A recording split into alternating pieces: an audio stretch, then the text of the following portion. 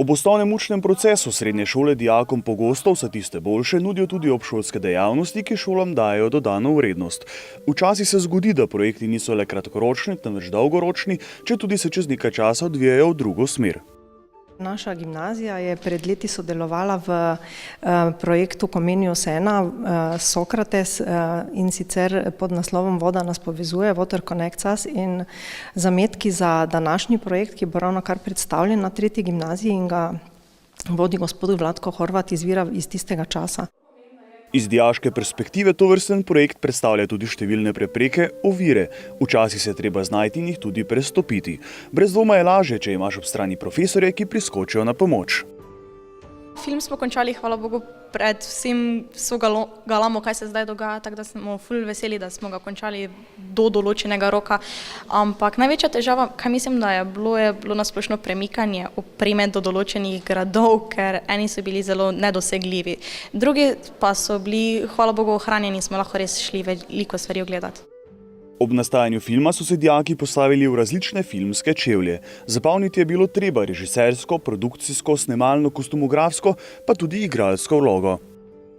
To je bil en tak čudovit projekt, ker je bila izjemna ekipa okoli mene. To gledam kot na eno izmed lepših filmskih izkušenj in vsekakor še bom nadaljevala v tej smeri. Ustvarjanje filma ob šoli lahko vzame precej časa, a končen produkt ga lahko tudi odtehta.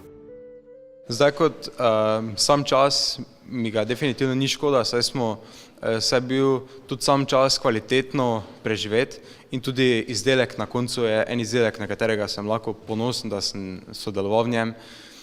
Zato ne vidim razloga, zakaj bi mi bil čas slabo izkoriščen. Pogosto gre ob koncu projekta največja zahvala vodji, sploh če je ta dober. V tem projektu je bil to profesor.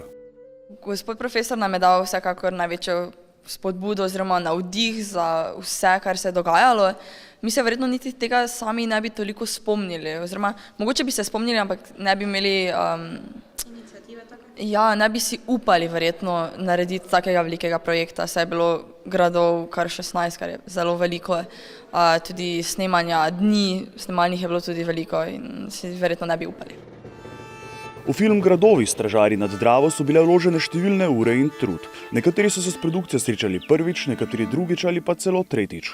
Morda pa je bila prav to priložnost, zaradi katere bodo nekateri nadaljevali v tej smeri. Gradu so skromni, saj od nekoč mogočne 3 etažne zgradbe.